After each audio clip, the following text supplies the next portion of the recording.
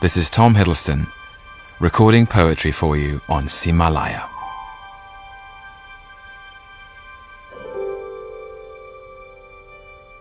For thousands of years, men and women have tried to condense the experience of being alive into words, designed to be read, sung, and listened to. This form of profound expression is commonly referred to as poetry. A poem may mean many different things to many different people. Each individual's interpretation will depend on their frame of mind and their experience, how the words make them think or feel. It is timeless, but also of its time and place. Poetry has spanned centuries to inspire and delight, to connect people across time and space in a shared understanding of the same truths. Today for Ximalaya FM, this is Tom Hiddleston with a selection of 12 poems by English, American, Scottish, Welsh and Chilean poets. Some are short, some are long, some are written to rhyme, others not. Some were penned more than 100 years apart. But each touches on universal themes in life.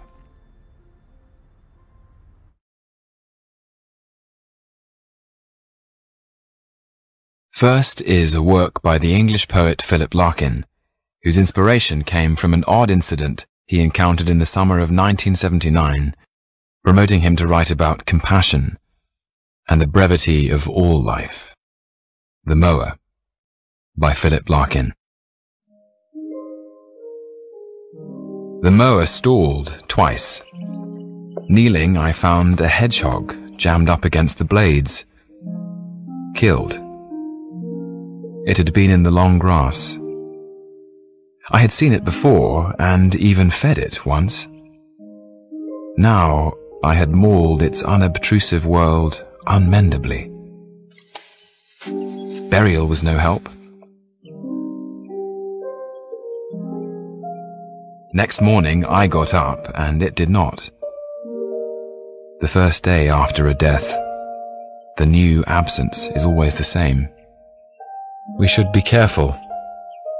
Of each other, we should be kind, while there is still time.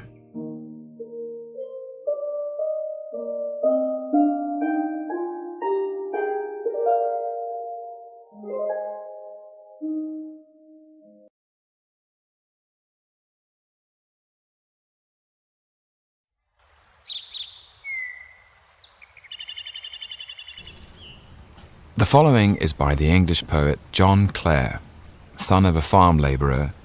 He was often inspired by the natural world, but this, his most famous work, is a poem that deals with self-awareness, loneliness, a longing for both the cradle and the grave, amid his struggle with mental health, which led to his admittance to an asylum. I Am, by John Clare.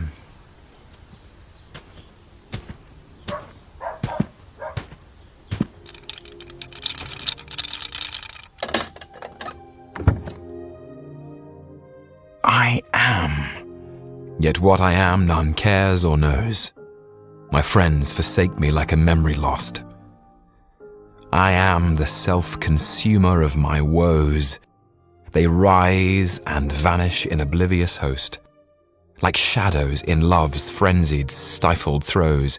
And yet I am, and live like vapors tossed into the nothingness of scorn and noise, into the living sea of waking dreams, where there is neither sense of life or joys, but the vast shipwreck of my life's esteems.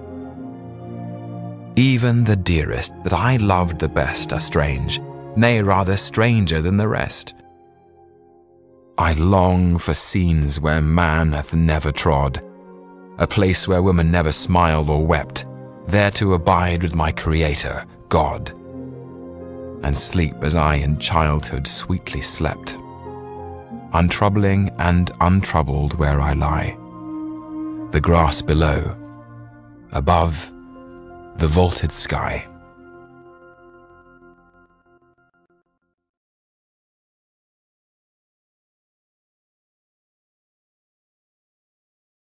First of the Scottish poets selected, Edwin Morgan. He was Scotland's first national poet, their poet laureate, known for the inventiveness of his work, and here he vividly recalls time spent with his lover. Strawberries by Edwin Morgan.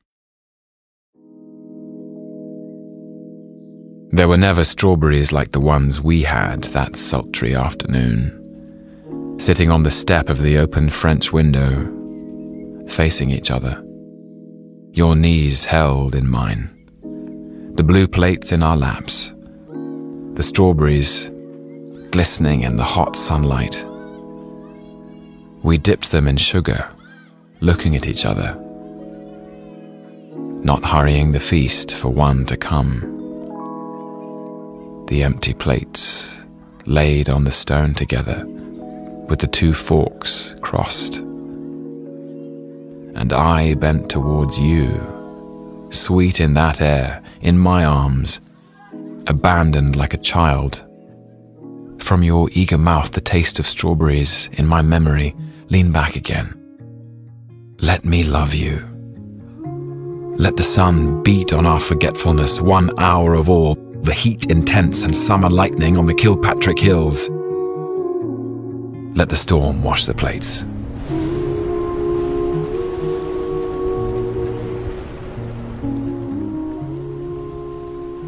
The next poem is by Pulitzer Prize-winning American poet Mary Oliver, who also touches upon loneliness and human qualities while urging people to be more imaginative in this exquisite work. Wild Geese by Mary Oliver. You do not have to be good. You do not have to walk on your knees for 100 miles through the desert repenting. You only have to let the soft animal of your body love what it loves. Tell me about despair, yours, and I will tell you mine. Meanwhile, the world goes on. Meanwhile, the sun and the clear pebbles of the rain are moving across the landscapes, over the prairies and the deep trees, the mountains and the rivers. Meanwhile, the wild geese, high in the clean blue air, are heading home again. Whoever you are, no matter how lonely, the world offers itself to your imagination, calls to you like the wild geese, harsh and exciting, over and over announcing your place in the family of things.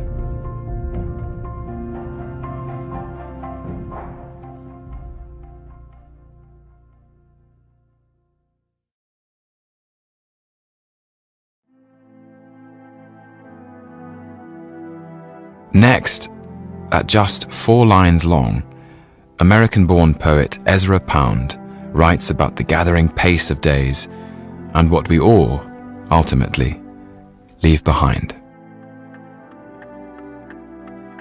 And the Days Are Not Full Enough by Ezra Pound.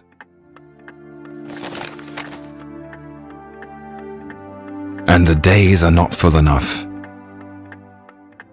and the nights are not full enough, and life slips by like a field mouse, not shaking the grass.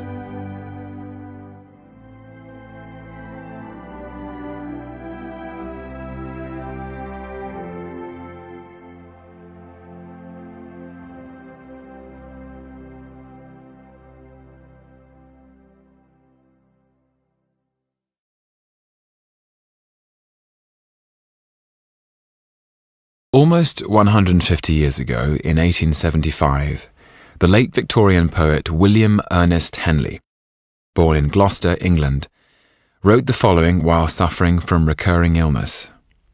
The poem has ever since inspired courage and strength in hearts. Invictus by William Ernest Henley.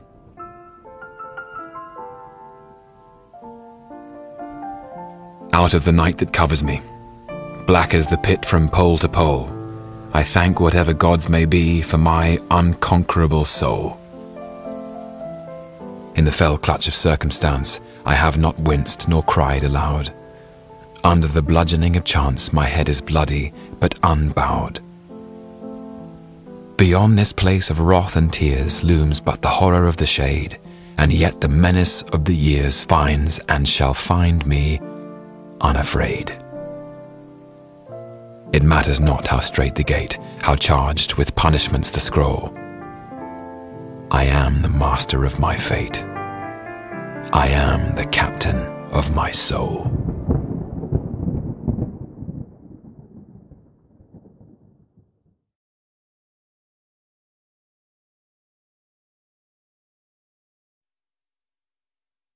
The Chilean poet Pablo Neruda was a master of expressing intense emotion, as in this next work.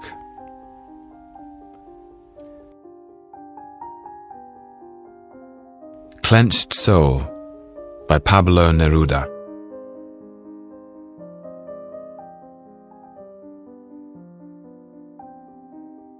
We have lost even this twilight. No one saw us this evening, hand in hand, while the blue night dropped on the world. I have seen from my window the fiesta of sunset in the distant mountain tops. Sometimes a piece of sun burned like a coin in my hand. I remembered you with my soul clenched, in that sadness of mine that you know. Where were you then? Who else was there? Saying what? Why will the whole of love come on me suddenly when I am sad and feel you are far away? The book fell that always closed at twilight, and my blue sweater rolled like a hurt dog at my feet. Always, always you recede through the evenings toward the twilight erasing statues.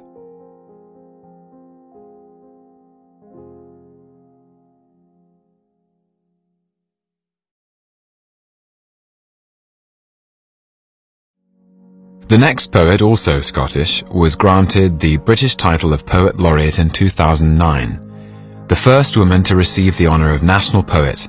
Her work is particularly noted for its accessibility. Words, Wide Night by Carol Ann Duffy. Somewhere on the other side of this wide night and the distance between us, I'm thinking of you. The room is turning slowly away from the moon. This is pleasurable. Or shall I cross that out and say it is sad? In one of the tenses I singing an impossible song of desire that you cannot hear. La, la, la, la. See? I close my eyes and imagine the dark hills I would have to cross to reach you. For I am in love with you. And this is what it is like, or what it is like in words.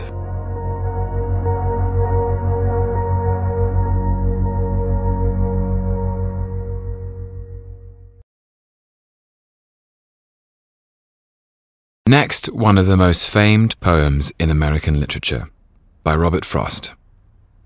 An ambiguous poem, interpreted in different ways. Is it about regret or pride?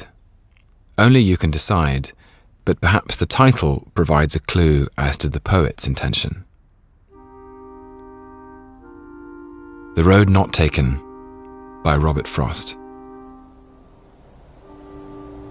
Two roads diverged in a yellow wood, and sorry I could not travel both, and be one traveller. Long I stood, and looked down one as far as I could, to where it bent in the undergrowth. Then took the other, as just as fair, and having perhaps the better claim, because it was grassy and wanted wear, though as for that the passing there had worn them really about the same. and both that morning equally lay in leaves no step had trodden black. Oh, I kept the first for another day. Yet knowing how way leads on to way, I doubted if I should ever come back. I shall be telling this with a sigh, somewhere ages and ages hence.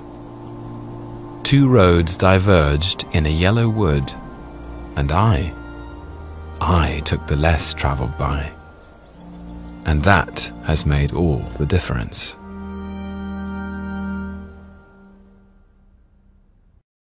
The following poem is by one of America's most influential poets and feminists of the late 20th century. Written like an extended metaphor, it is probing, dynamic, and engaging. Diving into the Wreck by Adrienne Rich.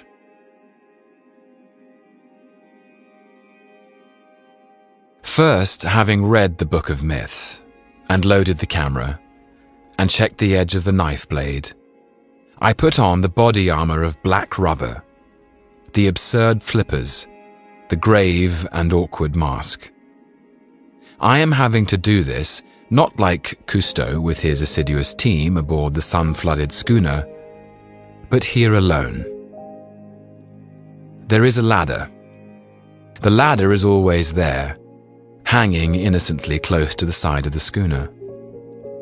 We know what it is for, we who have used it. Otherwise, it is a piece of maritime floss, some sundry equipment. I go down, rung after rung, and still the oxygen immerses me, the blue light, the clear atoms of our human air. I go down. My flippers cripple me. I crawl like an insect down the ladder, and there is no one to tell me when the ocean will begin. First the air is blue, and then it is bluer, and then green, and then black. I am blacking out, and yet my mask is powerful. It pumps my blood with power. The sea is another story. The sea is not a question of power. I have to learn alone, to turn my body without force in the deep element. And now, it is easy to forget what I came for, among so many who have always lived here, swaying their crenellated fans between the reefs, and besides, you breathe differently down here. I came to explore the wreck. The words are purposes, the words are maps. I came to see the damage that was done and the treasures that prevail. I stroked the beam of my lamp slowly along the flank of something more permanent than fish or weed. The thing I came for. The wreck, and not the story of the wreck. The thing itself, and not the myth. The drowned face always staring toward the sun. The evidence of damage, worn by salt and sway into this threadbare beauty. The ribs of the disaster, curving their assertion among the tentative haunters. This is the place, and I am here. The mermaid whose dark hair streams black, the merman in his armored body. We circle silently about the wreck. We dive into the hold. I am she, I am he. Whose drowned face sleeps with open eyes, whose breasts still bear the stress, whose silver, copper, vermeil cargo lies obscurely inside barrels, half-wedged and left to rot. We are the half-destroyed instruments that once held to a course. The water-eaten log, the fouled compass. We are. I am. You are. By cowardice or courage, the one who find our way back to this scene. Carrying a knife, a camera, a book of myths, in which our names do not appear.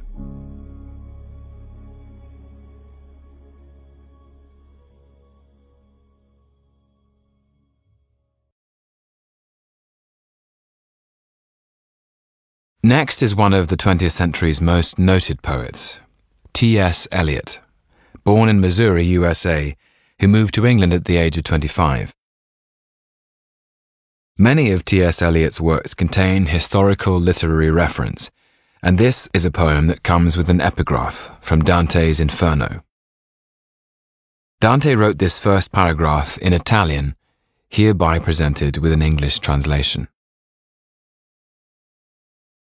If I thought that my reply would be to someone who would ever return to earth, this flame would remain without further movement.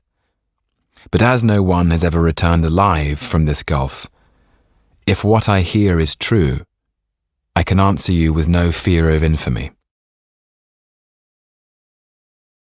Dante writes about being trapped and a concern with self-image and reputation, which T.S. Eliot channels as the theme of his own poem. The Love Song of J. Alfred Prufrock by T.S. Eliot.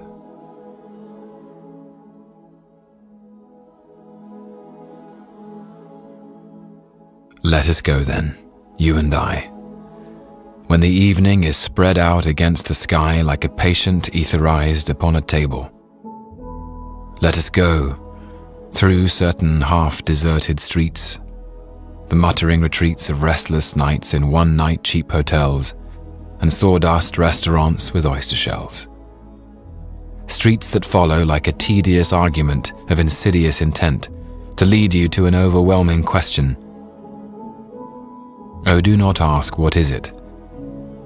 Let us go and make our visit.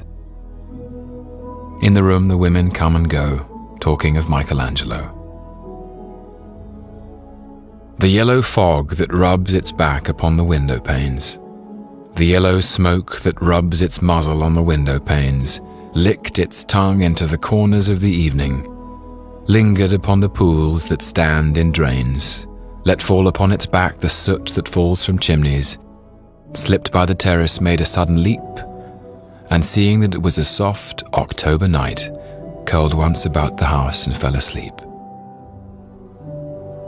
And indeed there will be time for the yellow smoke that slides along the street, rubbing its back upon the window panes. There will be time to prepare a face to meet the faces that you meet. There will be time to murder and create, and time for all the works and days of hands that lift and drop a question on your plate. Time for you and time for me, and time yet for 100 indecisions, and for 100 visions and revisions before the taking of a toast and tea. In the room the women come and go, talking of Michelangelo. And indeed there will be time to wonder, do I dare? And do I dare? Time to turn back and descend the stair with a bald spot in the middle of my hair. They will say how his hair is growing thin. My morning coat, my collar mounting firmly to the chin, my necktie rich and modest, but asserted by a simple pin. They will say, but how his arms and legs are thin. Do I dare disturb the universe? In a minute there is time for decisions and revisions which a minute will reverse. For I have known them all already, known them all. Have known the evenings, mornings, afternoons. I have measured out my life with coffee spoons. I know the voices dying with a dying fall beneath the music from a farther room. So how should I presume? And I have known the eyes already, known them all. The eyes that fix you in a formulated phrase, and when I am formulated, sprawling on a pin, when I am pinned and wriggling on the wall, then how should I begin to spit out all the butt ends of my days and ways? And how should I presume? And I have known the arms already, known them all. Arms that are braceleted and white and bare, but in the lamplight downed with light brown hair. Is it perfume from a dress that makes me so digress? Arms that lie along a table or wrap about a shawl? Should I then presume? And how should I begin? Shall I say, I have gone at dusk through narrow streets and watched the smoke that rises from the pipes of lonely men in shirt sleeves leaning out of windows. I should have been a pair of ragged claws scuttling across the floors of silent seas. And the afternoon, the evening sleeps so peacefully, smoothed by long fingers, asleep, tired, or it malingers, stretched on the floor here beside you and me. Should I, after tea and cakes and ices, have the strength to force the moment to its crisis? But though I have wept and fasted, wept and prayed, though I have seen my head, grown slightly bald, brought in upon a platter, I am no prophet, and here's no great matter. I've seen the moment of my greatness flicker, and I've seen the eternal footman hold my coat and snicker, and in short, I was afraid.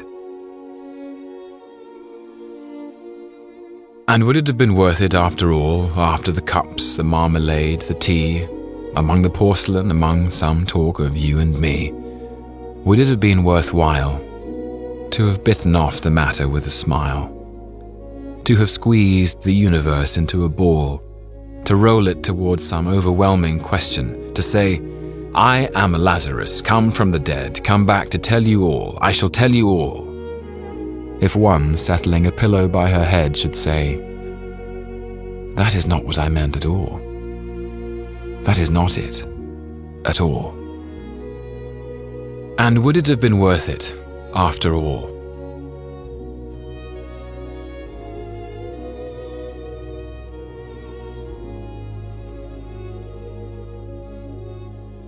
Would it have been worthwhile, after the sunsets and the dooryards and the sprinkled streets, after the novels, after the teacups, after the skirts that trail along the floor, and this, and so much more? It is impossible to say just what I mean, but as if a magic lantern threw the nerves in patterns on a screen. Would it have been worthwhile if one, settling a pillow or throwing off a shawl, and turning toward the window, should say, that is not it at all. That is not what I meant, at all. No, I am not Prince Hamlet, nor was meant to be. I am an attendant lord, one that will do to swell a progress, start a scene or two, advise the prince, no doubt an easy tool, deferential, glad to be of use, politic, cautious, and meticulous. Full of high sentence, but a bit obtuse. At times, indeed, almost ridiculous. Almost at times, the fool. I grow old. I grow old.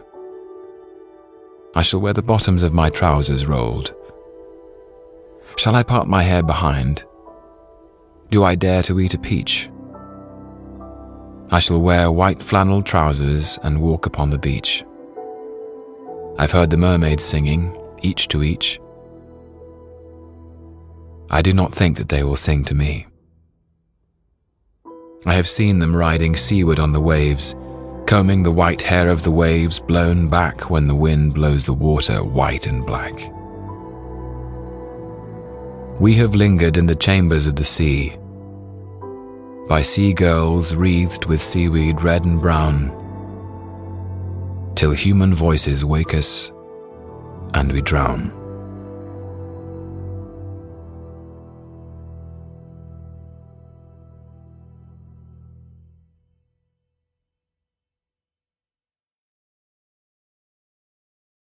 The final poem in my selection is by one of the most celebrated writers of his generation, the Welsh poet Dylan Thomas, with his spellbinding words.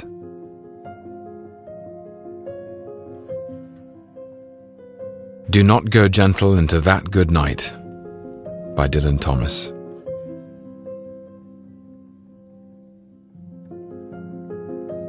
Do not go gentle into that good night. Old age should burn and rave at close of day. Rage, rage against the dying of the light. The wise men at their end know dark is right, because their words had forked no lightning, they do not go gentle into that good night. Good men the last wave by, crying how bright their frail deeds might have danced in the green bay. Rage, rage against the dying of the light. Wild men who caught and sang the sun in flight and learned too late they grieved it on its way. Do not go gentle into that good night. Grave men near death who see with blinding sight, blind eyes could blaze like meteors and be gay. Rage, rage against the dying of the light. And you, my father, there on that sad height, curse, bless me now with your fierce tears, I pray. Do not go gentle into that good night. Rage, rage against the dying of the light. This is Tom Hiddleston for Ximalaya FM.